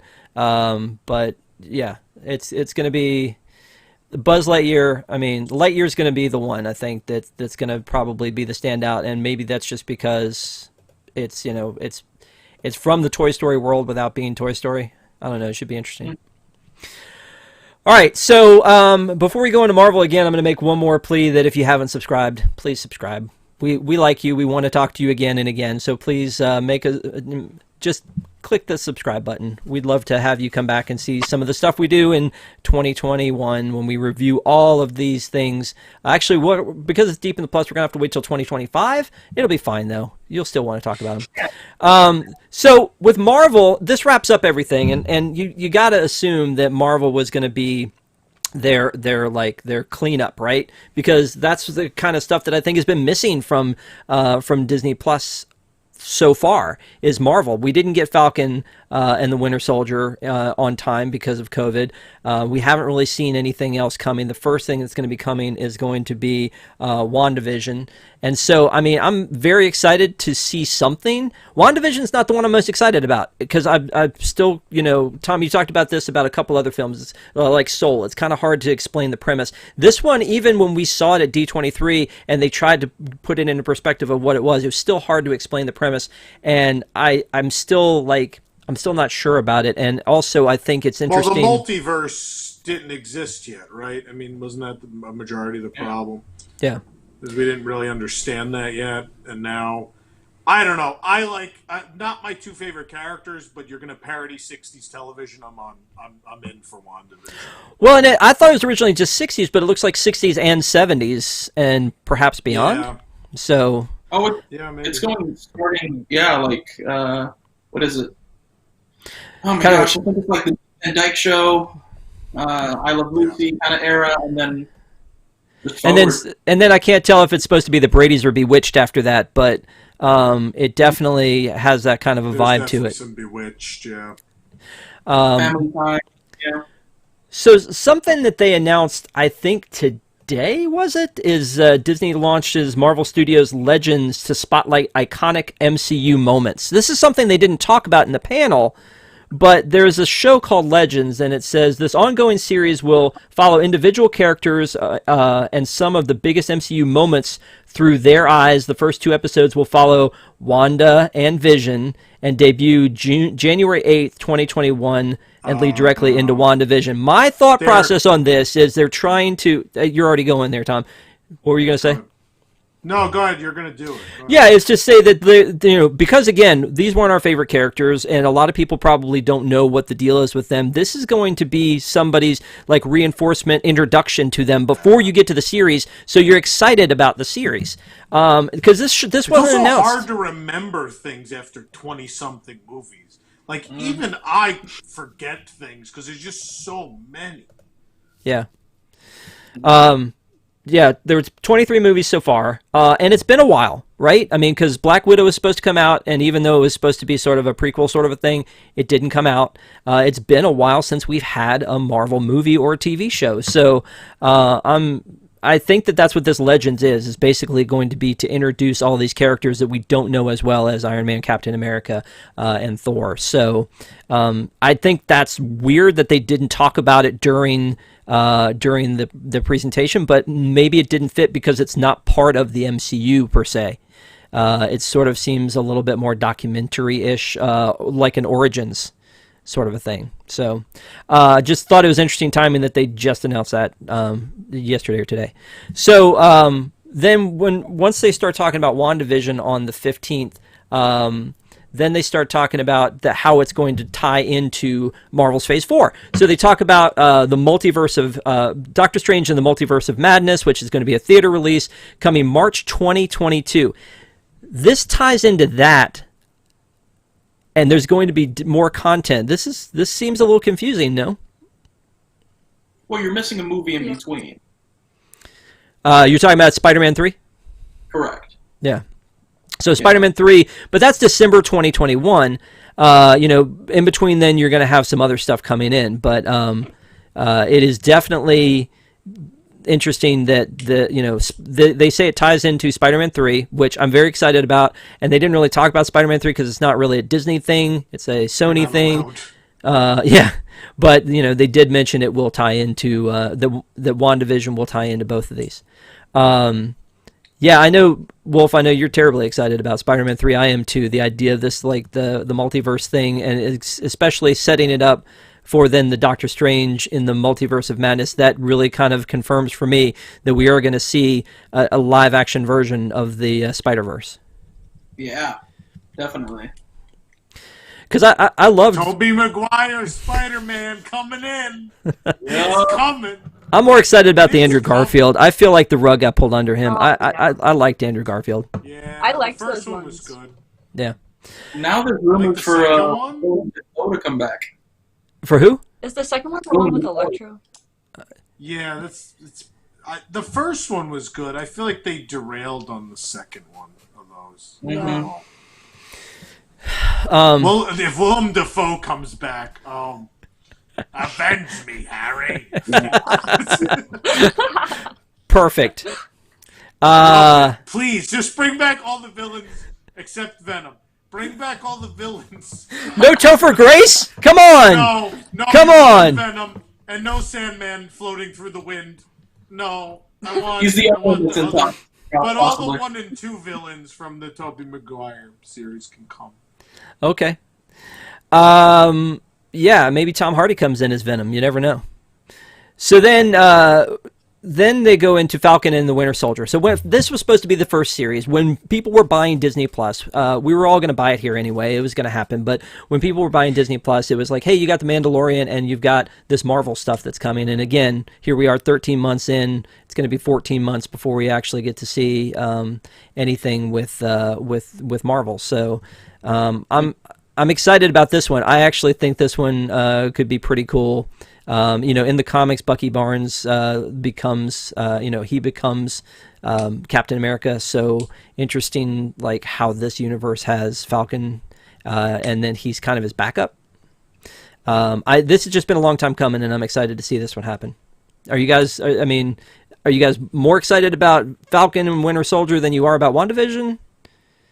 I know, Katie, you said you kind of pass on Marvel in general, but I mean, Yeah, I think I am. Although, like, I like Spider-Man. That's I can't get into Avengers as much, but I am excited for WandaVision. That is the one thing that, out of all the Marvel announcements, I'm excited for. But these ones, I don't really care about these characters. wow. Sorry. Terrible. I agree. I think Winter Soldier is my least favorite Marvel character ever. I love Captain America. That's all I'm saying. I love Captain America. I hate the Winter Soldier. Falcon. I don't even know who the Falcon is. On your left. It's a Oh, bird. come on. They can't get it off the roller coaster. It's up there. I think they did an amazing job bringing him into this universe and making him like have a realistic version for having the wings, that it being some sort of like part of the paratrooper brigade. I love the banter in between Sam and Cap, but so it'll be interesting to see how Bucky and Sam are when they're together. So this one says it's a movie played out in over 6 episodes. Tom, does this mean it's just a one and done? That's what it says to me. Yeah. So then from there we've got Black Widow May 7th, maybe. Maybe. Like you said earlier, they're not going to put this one out on Disney Plus. They're gonna wait for the theaters.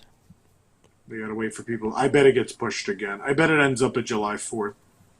Really? Okay. That's my theory. I bet Jungle Cruise ends up on Disney Plus because Black Widow gets pushed again.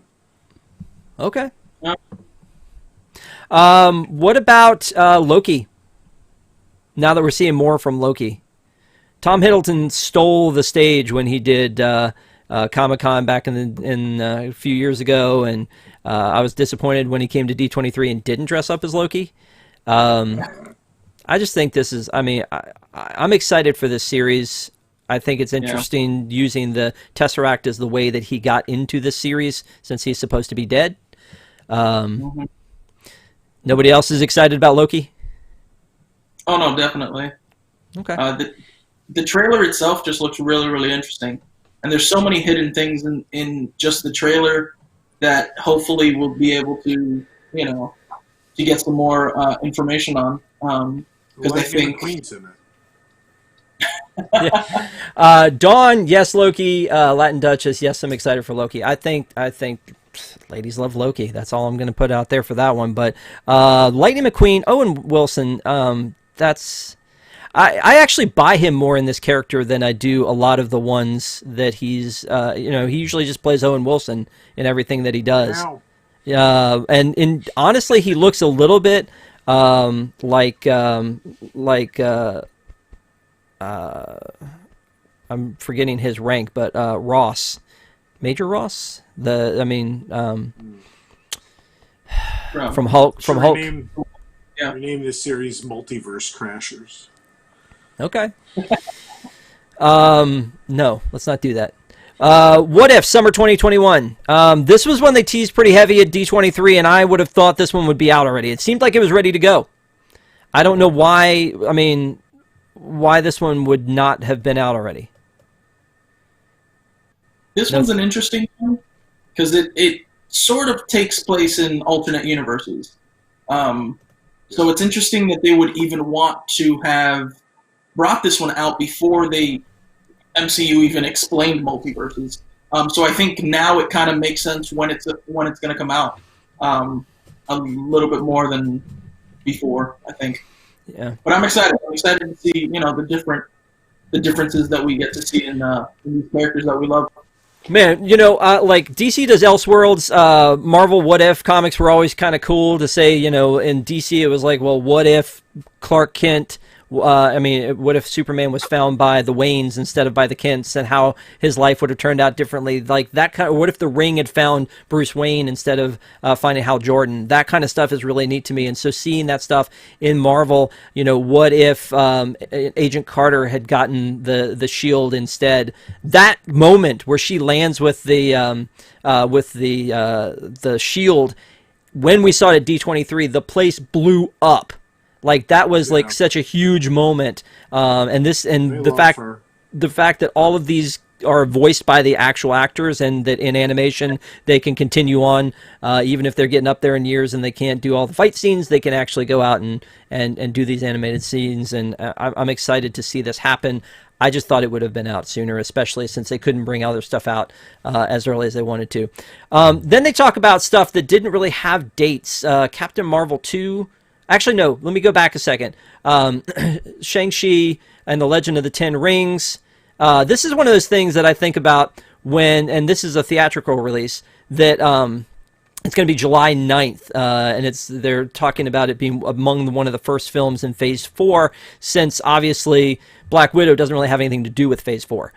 So then this is one of those things that I think about when they talk about how if when DC was trying to make all these hits, that they really couldn't even buy a hit unless it had Bat in the title, and yet here they're like, what we're gonna put out Shang-Chi. We're just gonna put that out and make billions of dollars. They could do anything. They could put out Squirrel Girl, and people would show up. It doesn't matter. Yeah. But you know what? They've proven they can do it. Like, the ones that people thought were going to be the stupidest ones end up being the best. Guardians of the Galaxy was the one. It was the first one I remember people being like, this is stupid. There's a tree and a raccoon. It's the best goddamn series out of all of them. So, yeah. Drew says Captain Marvel 2 is coming November 11, 2022. But before that, they talk about Ms. Marvel. And that one, that series is coming 2021. And she'll then join Captain Marvel in Captain Marvel 2. The Eternals with Angelina Jolie is November 5th. That's another one that's like, again, they're just like, hey, we're going to just make this movie and we're going to slap Marvel on the top of it and you're going to go see it. And I will. It's a big cast, though. Oh, huge. Yeah. Huge. And then the Hawkeye, they announced Haley Steinfeld as his daughter, and I think that's a good call. She made Bumblebee. Like, Bumblebee ended up being the best damn Transformers movie of them all. Like, I think she was surprisingly good in that. I think she'll be great in this. Mm-hmm. Yeah, so I'm excited about this one coming. And then they talked about She-Hulk. Yeah. The Abomination and Mark Ruffalo making appearances, like Tim Roth as Abomination and Mark Ruffalo making appearances in She-Hulk, and the fact that because Jessica is an attorney for superheroes, that anybody could show up in this series, and that it sort of has a comedic slant to it. I think that sounds pretty cool. Yeah. A little bit different from everything else. They talk Harvey Birdman, attorney at law. Yeah, it's got those vibes. Yeah. Or at least it should set up a lot of Hulks. We should see Red Hulk. We should see a bunch of people. in this. In One this, of them's got to clear that Universal contract. Right? So. If it's Grey Hulk, you can use him. Moon Knight. I like the story of Moon Knight. That one I think is a little less known, and that's going to be a series. Secret Invasion with Samuel L. Jackson is going to be a series. Ironheart, and then Armor Wars. I feel like a lot of and Armor Wars is going to have Don Cheadle in it. I feel like a lot of those, they talked about Moon Knight. They did not talk about at D23 Secret Invasion, Ironheart, and Armor Wars. All those are new, but they weren't very telling about when those were coming. That's just new stuff that's on the horizon for Marvel. I don't know what those I are. think Well, Armor Wars. Go ahead. What are these things? they couldn't Yeah, say I anything. know. Because Secret Wars honestly started when we saw the scrolls in Captain Marvel. So unless Captain Marvel, and I'm not sure how far back everything goes, but unless Captain Marvel came out, they weren't they couldn't say anything about Secret Wars. Secret Wars is a big thing with the scrolls. So we needed scrolls first. Yeah, but Secret Wars, this is Secret Invasion. Secret Wars was great. So Secret Wars is where like Spider-Man got his black costume and all that kind of stuff happened. But Yes. Secret Invasion is a little bit different than that one. But yeah, it is Skrulls. So that's going to be. I think that they did tee us up for that one. And then, did you want to talk about Skrulls, Katie? You looked like you had something to say about Skrulls. I have too much on my mind about it. What the hell is a honestly. Moon Knight? Yeah, I don't know. I know it's a comic, but that's it. Yeah, Moon Knight. It's really more of like an Egyptian, like a cursed hero, sort of a situation. Kind of like Ghost Rider, only his head's not on fire. Yeah, he has multiple personalities. Yeah, like Legion. So all of these shows, I think you'll watch them though, right, Tom? You said you don't really know what these are, but you won't watch them. What? No, I didn't watch all the Netflix ones. See, Star Wars, I can go. I feel like I can go deep on Star Wars and understand what's going on. Marvel, no. I will watch movies. I can't do all of these series. I do not have the mental capacity to keep up with whatever the hell goes on in some of this Marvel stuff. I don't know. I watched Jessica Jones. I watched, and that was about it of those. The rest of those I just couldn't. You know what though? I feel like those were different. I mean, the Netflix ones, I liked them, but I feel like those were different because they were kind of the darker heroes. I couldn't do Agents of S.H.I.E.L.D. Like Agents of S.H.I.E.L.D., I watched like 4 episodes. I was like, I can't do this anymore. This is too much. But to me, Agents of S.H.I.E.L.D. like picked up a little bit when it started tying back in again to the MCU, and so to me, I was down with that. Agent Carter, I liked it. Agent Carter, I liked that one. Yeah, I guess I see what you're saying. It's too deep in the plus. Okay. So then, probably will not watch Moon Knight. What about the Guardians of the Galaxy Holiday Special in 2022? I'll watch that. That is an intellectual property I know, Rob Whiteside. That one you can get behind. Absolutely. Okay. Well, Katie, you could talk about that one, right? Are you excited about that? Yeah, I like Guardians of the Galaxy because it is at California Adventure, and I actually get to see it in the parks, and I can understand that movie. And there's not all these like crazy connections I have to worry about.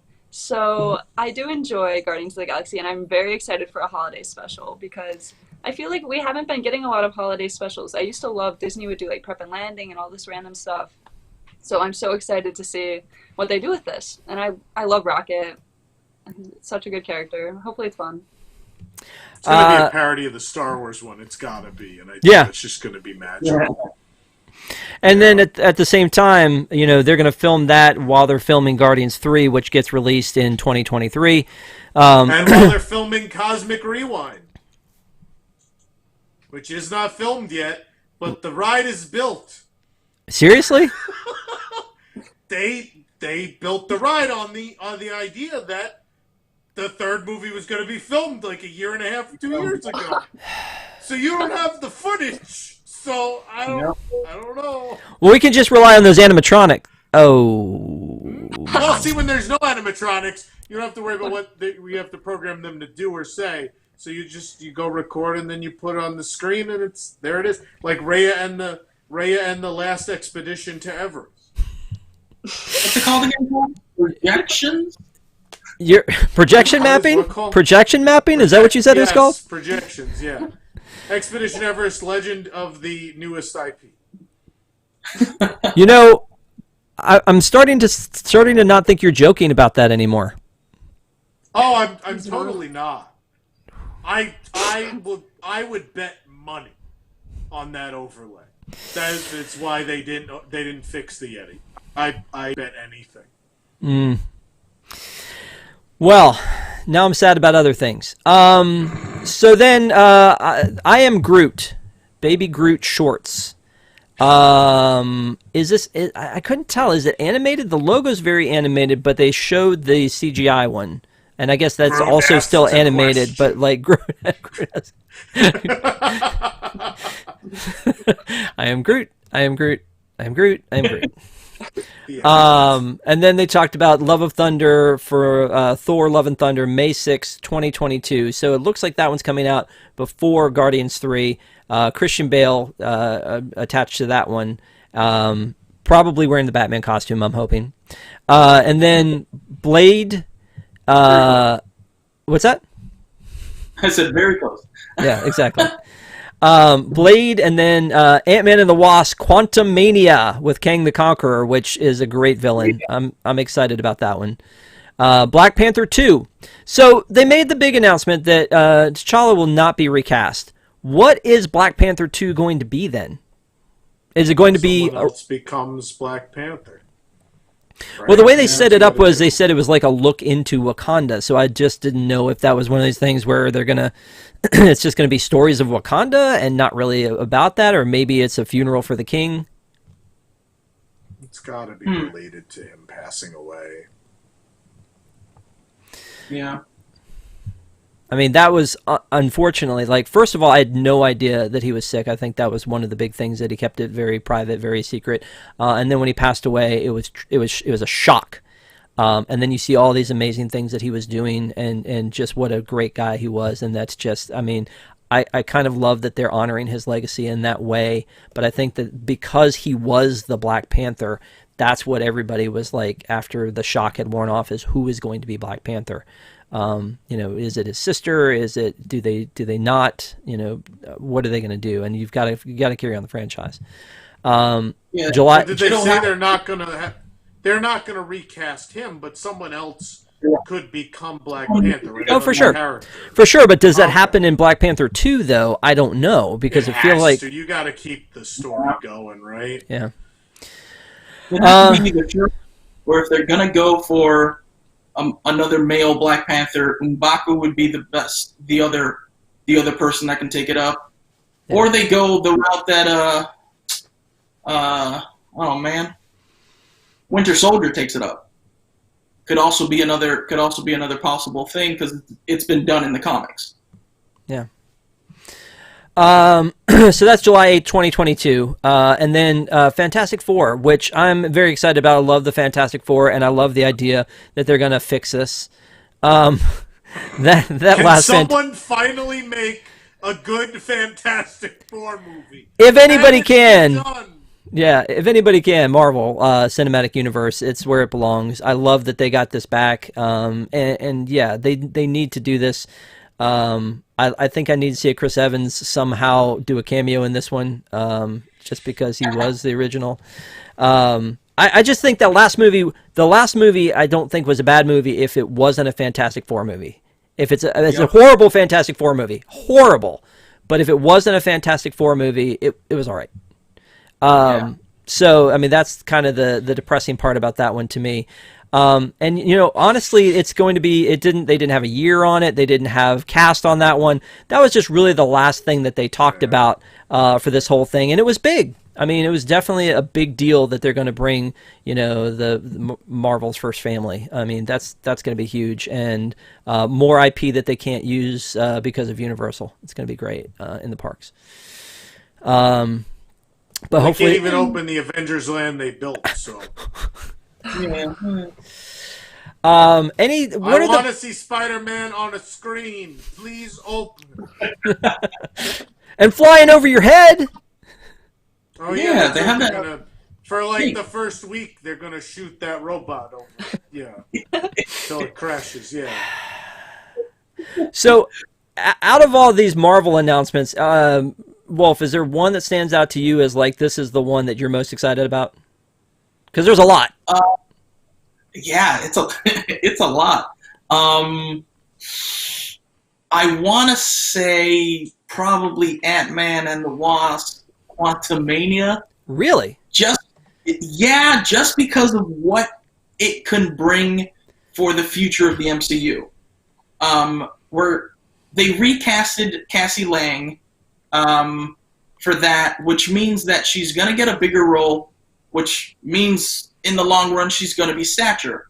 We're getting the Young Avengers some way, somehow, and also having King the Conqueror in that movie gives me hopes that future is very bright, and yeah, Young Avengers is happening, and it's coming.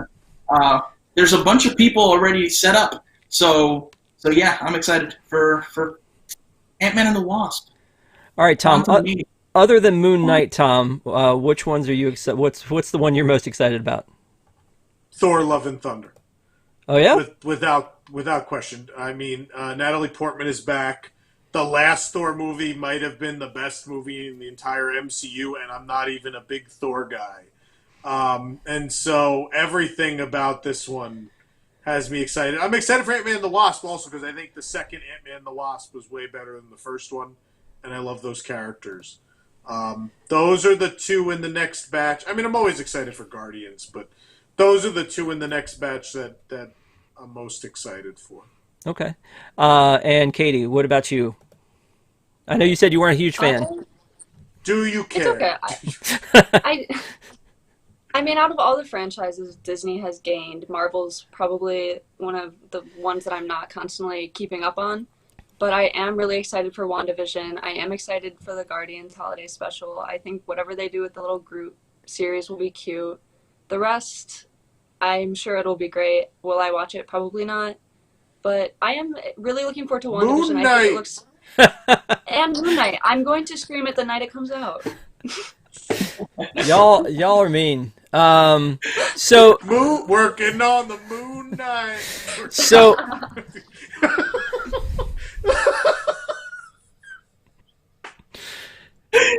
and that's when they knew it was time to wrap things up. Oh my god. That's the theme song that you heard here first. That is it. Well, we predict it. Check back on Deep in the Plus for the Moonlight. Tom so entertained himself with that one that he cannot not. It was a good reference. Come on, the people who got it. Okay. It's a deep cut, a Deep in the Plus. Night Moves from Bob Seger is not a deep cut. So let me ask you about this, and there's some things that they were missing. There were some things they didn't talk about. High School Musical, the musical of the series, season 2. The first season was actually a surprise. That it was, that it came across and it sounded silly. The name was silly, but it had a big following and it was one of the bigger successes off of Disney Plus when they launched. Have only 3 things. Yeah. Well, I mean, it certainly wasn't Encore. That didn't really stand out. I'm not seeing anything about season 2 of Encore, Jeff Goldblum, none of that stuff at this point, even though I think that they greenlit a Jeff Goldblum season 2. I don't see anything about that. Lizzie McGuire, we know, was closed down because they thought it was the wrong venue for it because it was a little too racy, I guess. I don't know. Love Victor got moved over to. It's never going to happen, right? That's what it seems like, yeah. Love Victor got moved over to Hulu, which again they've got all this content that if I like what they're doing with Star and putting that as part of the Disney Plus app overseas and making all of the content integrated so that you can find all of your content in one place. You can find Logan, you can mixed in with the rest of the movies, and I wish they would find the right way to do that here, that you didn't have to have all the different apps, that you could have them all in one. Especially with that huge catalog of Fox. It doesn't seem like they can really take advantage of all of that at this point yet. And then with the Star Wars trilogy I talked about, the Fox products, not seeing a bunch of those. Monsters at Work. Wolf, what happened to Monsters at Work?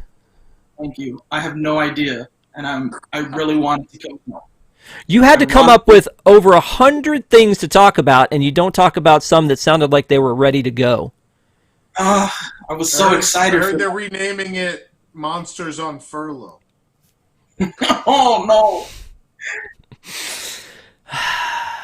Okay. So this entire thing was about streaming. Obviously, that's what they're focused on right now. Obviously, you can't, when you've got half the parks, at least over a third of the parks in the world still shut down. You can't really talk about all your great park projects on an Investor Day call. So Tom, was there anything else about this Investor Day, whether it's any of these products or anything else that you've, just final thoughts on this whole thing? It was weird. It was just a very weird thing. I think clearly they wanted to establish that there's a very big change in what the company is. But then in the midst of that, you were announcing your theatrical releases. So it was, we're going to announce 50 million things for Disney Plus, but then to confuse you very much, we're going to also announce theatrical releases. And then no other part of the company exists anymore. So I'm still bewildered by whatever the game plan was. If the game plan was just to get the stock price to the highest point ever, well, then it worked. Maybe that is all it was, and to establish that Disney Plus is a thing you must own. But clearly, under the Chapek administration, it's going to be all about this streaming service and content, and not so much about television and parks and resorts and ESPN and any of that stuff anymore, which makes me very sad, at least the parks and resorts part, obviously. But, things change and ebb and flow, and we have these park periods of boom and these park periods of bust, and that's, coming out of a pandemic, you expected it to be a bust period anyway, so I'm not shocked.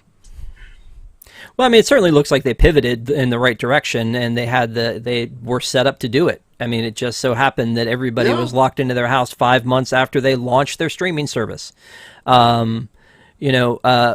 Wolf, was there anything that they left off other than the stuff we've talked about, like that they didn't talk about from a Disney Plus standpoint that that you feel like they missed?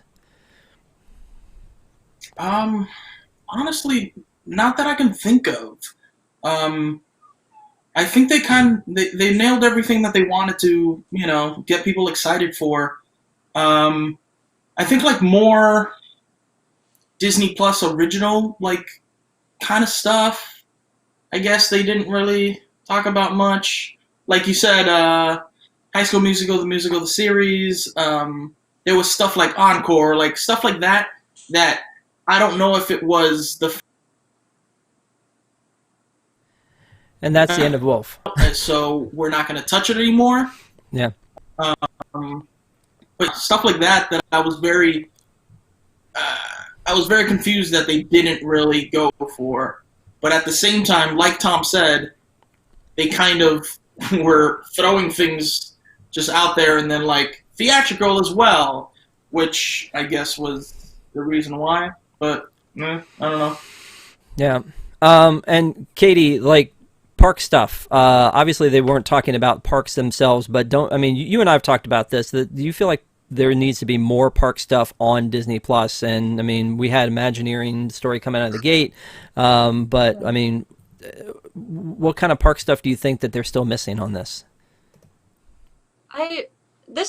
Going back to the last question you're talking about too. First of all, where's Henson? I wanted way more Henson content. That's a good point. We did not get anything, and Dinosaurs is coming to Disney Plus very shortly, which is exciting. But I was hoping to see something new with the Muppets, or that Fraggle Rock animated series that was supposed to happen, or something. But park related, there are people across the world right now who are all fiending for theme parks. Everyone wants to like, if they even just did like a walk through Disneyland right now, I would sit and watch it every day.